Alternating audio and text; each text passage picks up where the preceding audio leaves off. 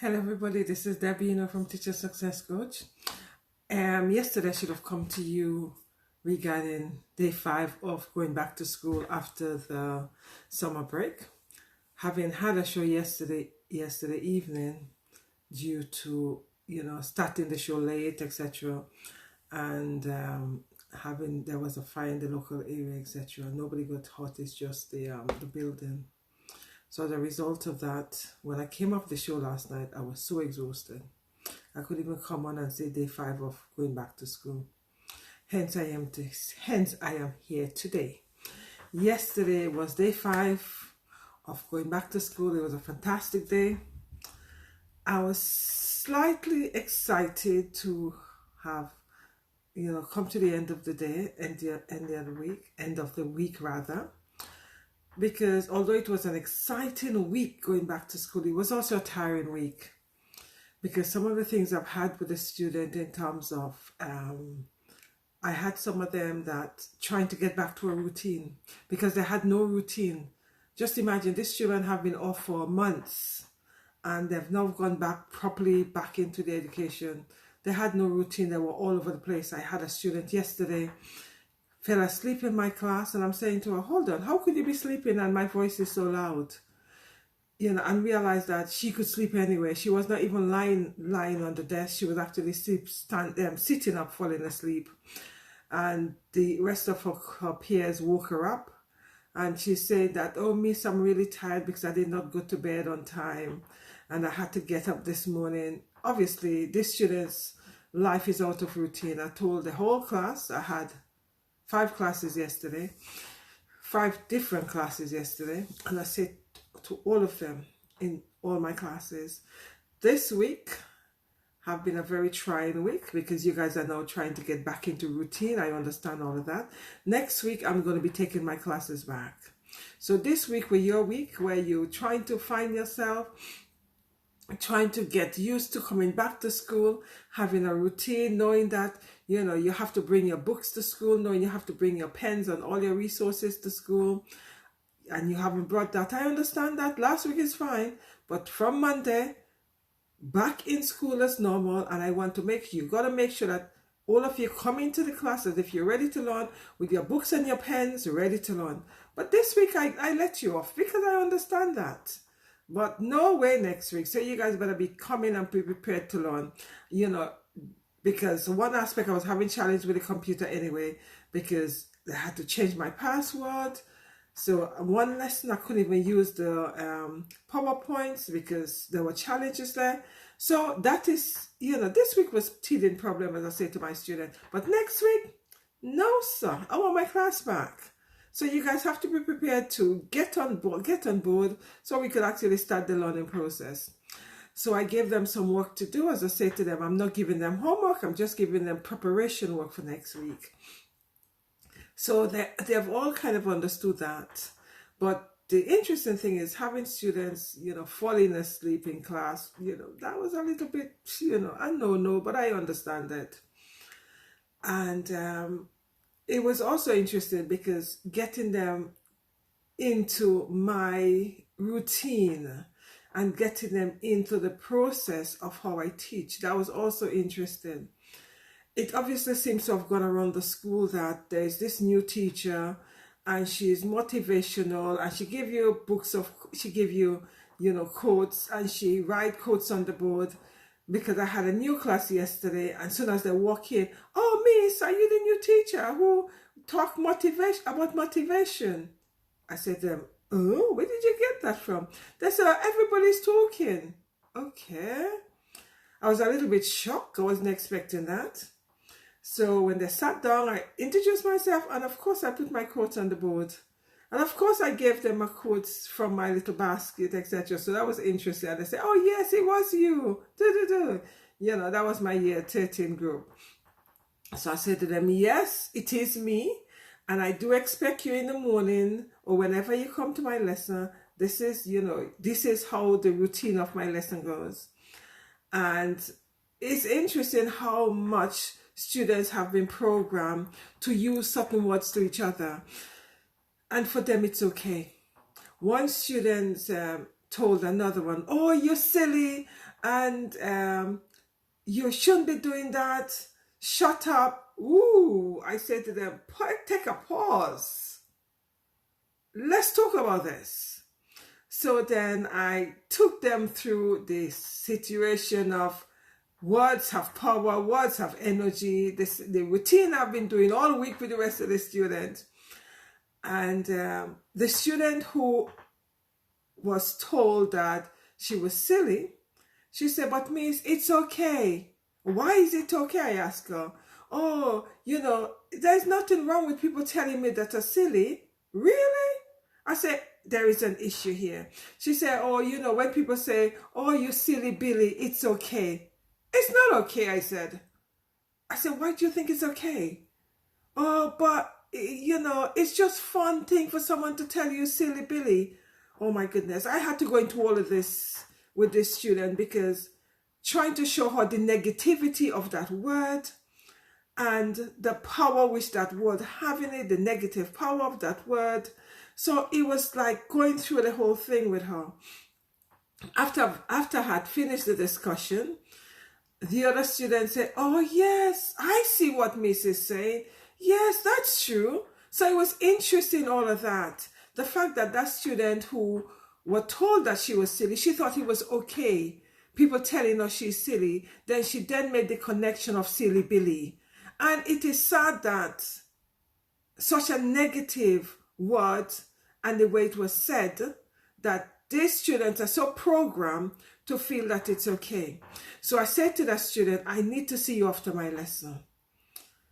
So she had waited, but I didn't manage to speak with her because I had to speak to another student who was doing whatever she was doing because I had to take her on. So yesterday, my last lesson was a very busy lesson because the students were all over the place in terms of the things they were saying to each other, etc. So I said to them, I said, there's certain language I don't want you to be using in my class. I said, I don't want you to use it at all, such as the don't, the I can't, the shouldn't, the language of silly, stupid. So it's like going through all of that. So the program that some young people have been indoctrinated into is quite sad. Because I've said to them, what I now need to do with you guys, I have to enable you to unlearn some of the things that you have been programmed with. So deprogram you and then start teaching you new ways of navigating, new ways of seeing yourself. So that was also interesting, the manner by which they received that.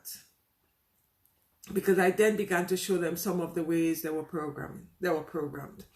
And something I've said to all my students yesterday, my 5 class, after my 5 lessons, after we finished the lesson, something I've said to all of them is when you're actually walking, and you actually see your reflection in the mirror, or you see your reflection on a glass door, I've told them all, initially, they kind of were shocked and laughed, and then they actually connected with that.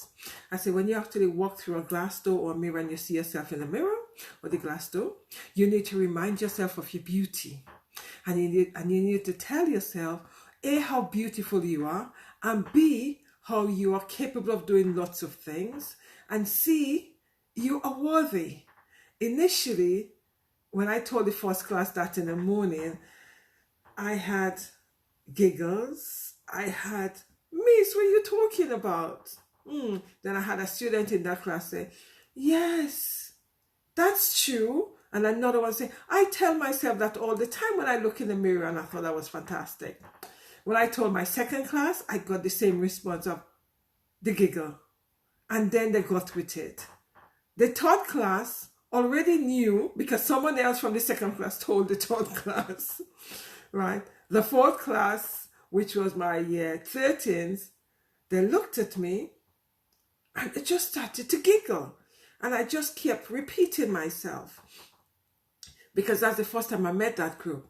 I kept repeating myself and saying to them, yes, you guys are year 13, the oldest set of students in the school. And next year, you guys will be going off to university.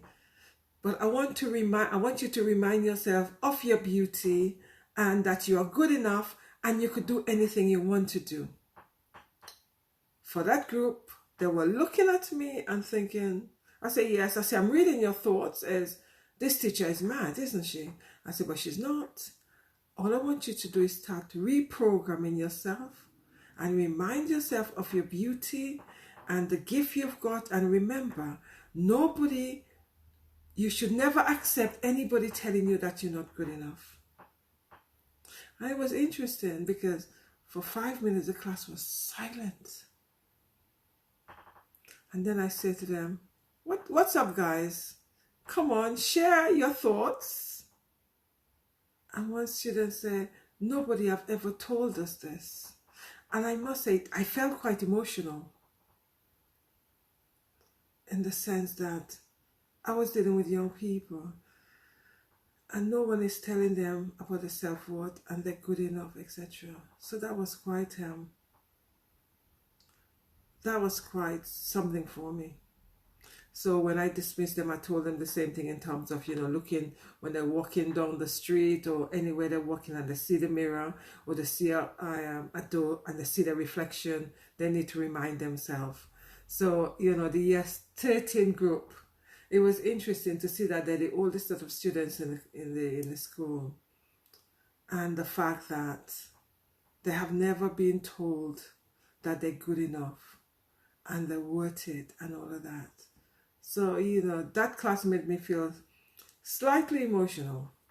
And then we had lunch. So I had enough time to process these things and, do a little bit of meditation because I needed to do some meditation for myself because I felt that my lessons yesterday was very, very heavy because I had full-on lessons yesterday. So I did a little meditation, a 2 minutes meditation, lunch, and then I had my last class. And my last class, that was the one the student was sleeping in. So it was kind of it was interesting because I actually did threaten to keep them back for 10 minutes because they didn't know how to be quiet and connect, etc. But when they realized I was serious, that I was going to keep them back for 10 minutes, I never see a class became silent so quickly. So as a result of that, I was able to continue my teaching with that group.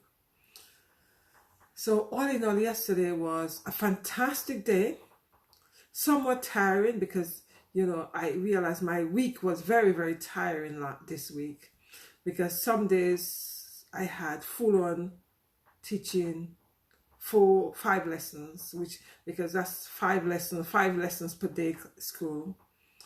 And I had one day when I only had 4 lessons. But for the rest of the week, I had 5 lessons. So this week, my timetable is very, very full. Next week, I have a little bit more time. I think I have two days when I have like one period free. So all in all, in terms of my win was getting the students on board with me and getting them to get accustomed to my method of teaching and ensuring that they use both sides of the brains in order to start learning and engaging with learning, and demonstrating to them that in order for them to enjoy the learning, the journey of learning and enjoy my teaching and enjoy the subjects, they really need to be active participants. And they're beginning to get on board with that. So it's demonstrating to them this is a much more proactive method of learning instead of writing things down and underlining everything pretty, and there's nothing in the brain. So that's what actually got them to start engaging with. Another thing I actually asked them all to do as preparation for next week was to identify the learning styles, because a lot of them did not know what the learning styles were. So I said to them, that's what I want them to do so that they could actually start engaging with their learning style and see the best way they could actually start learning. Another thing I did with some of the students this week, it wasn't all of the students because I didn't even remember that until middle of the week, something called brain gym, to get them to have both sides of their brains connecting. So it's like crossing over. So I say to them the same way, you go to the gym to get physical, to do physical exercise and get your body in shape.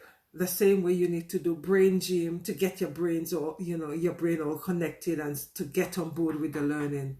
So one class I was getting them, I think it was either Wednesday or Thursday, I can't remember. I was getting them to do a figure 8 in the air and stuff like that. It was interesting to see how persistent I had to be to get them to start doing that, because it was, for them it was how it was looking and is someone else looking at them. So it was all this image situation. But in the end, they actually got on board with it because we spent 3 minutes, getting through with that. So all in all, I had a fantastic week, although tiring, but it was fantastic. And I'm still loving the school. The students and I still connecting. Something I said to my group yesterday, I think was year 13. I am your teacher. Although, yes, I am your teacher, you guys are very much aware of that, etc. And I know I'm here to teach you guys, but you are also my teacher because I'm learning from you guys. Or should I say, Miss, what are you talking about? I say, yes, I'm learning from you guys as much as you guys are learning from me. Miss, no, that's not right. You're not supposed to be learning from us. You're the teacher. We're supposed to be learning from you. So it was interesting because I was able to take them through an example, because when we started my session, I was trying to get onto the computer and I was trying to show them a video, and I was having real challenge with that video. And then I realized that I wasn't logged on to do YouTube. So we had to do something else. And I said to the student, okay, we need to switch to do something else. And then I realized that particular computer, I wasn't able to do the full screen. So one student said, oh, Miss, can I help you? I said, sure. I said, because I'm having some challenge with this computer. So when that student actually, did what she was doing, because, young people are far more versed with computers than I am. I said to her, oh, thank you very much. Then I said to them, that's my point when I say to you guys, you are my teacher, because I am able to learn from you. I said, that's a classic example, because you guys have just taught me something on the computer that I didn't know. So hence the reason why I say to all my students, they are also my teacher as much as I'm their teacher.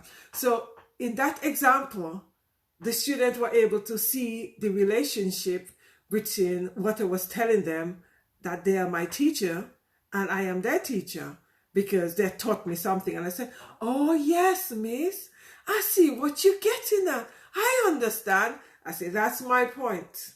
So do not always see that your teacher, you're only learning from your teacher. Your teachers also learn from you. I say, well, for me in particular, I would tell you and praise you and celebrate you when you have taught me something, because I feel that is important that I celebrate you when you've taught me something, so you know that that was something positive and that's something good. And something else I actually introduced to them, when a student have actually feedback when we've asked a question, whether or not it's the right answer or it's not yet the right answer, we still clap the student. The reason for me clapping them is to empower them. It is okay to make mistakes, and it is okay to speak up in class. And even though you didn't get it right at that time, you will get it right eventually. So it's a way of celebrating my student. And I said to them, it is so important that you celebrate each other by clapping when someone have actually taken the time to speak, and when someone have actually taken the time to read, etc. There was one student yesterday, which was really, really fantastic. I had to actually really celebrate her a lot yesterday. She has a stutter. And I said to them, oh, I'm looking for someone to read. I'm looking for a reader. I had something on the whiteboard. And she said to me, "Oh, Miss, I would read." And when she began to read, I realized that she had a stutter. But the beautiful thing about it is, in spite of her stutter, she was still continuing to read. And although she was, she was stumbling over some of the words she was saying, it was so beautiful that she felt confident enough to read. And that I had to point out to the rest of the students, and that I had to celebrate, because as I said to her, "Well done, that was fantastic. You've done really well." And that was so beautiful. She just shined. She shone when I actually said to her, "Well done." It was really beautiful to see. She just glowed, in terms of the smile, etc. And the other students were really commending her on that. And that was a really nice thing for me. Yes, I reread and I explained the passage she read, but it didn't matter, because I do that with all my students. When they read something on the board, I would reread it and explain it. So it was so beautiful to see how much the students shine. And it was, that's been a really fantastic lesson for me yesterday. I think that was a highlight of my week in terms of that lesson.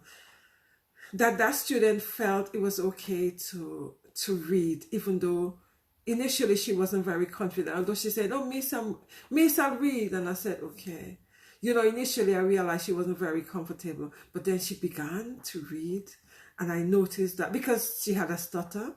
And I don't know the students. This is the first time I'm meeting some of them. So I don't know what they've got. I don't know in terms of, their background. I don't know, whether or not they've got learning challenges. I don't know. And I don't want to know.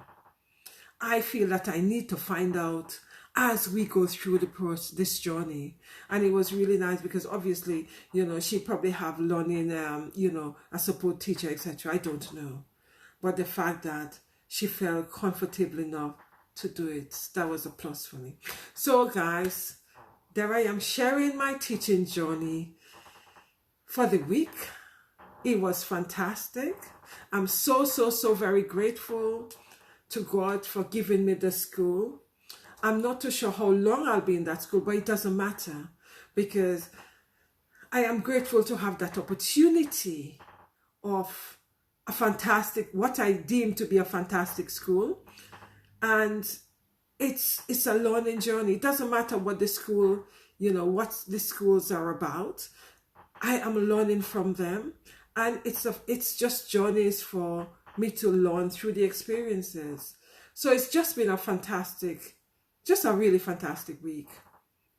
Yes, at party yesterday I was feeling, I got in there, the journey wasn't fantastic yesterday. So I got in the school and I was feeling kind of slightly negative within myself because of the journey. But when I got in the school, I also know to myself I had to reprogram myself, because the students were relying on me, and I know I had to change my mindset in terms of becoming very positive. And as I was going through the gate, I was thinking, "Oh shite, I'm really feeling really not where I should be." And I know that I had to go in again when I went in yesterday morning to do a quick meditation to center myself and to ground myself, because I know that I wasn't feeling very grounded when I signed in yesterday. And the beautiful thing for me was when I got there, my lesson didn't start until 20 minutes later. So I had enough time to ground myself, because normally I would be doing that when I'm going into the school. But yesterday there were so many things taking place.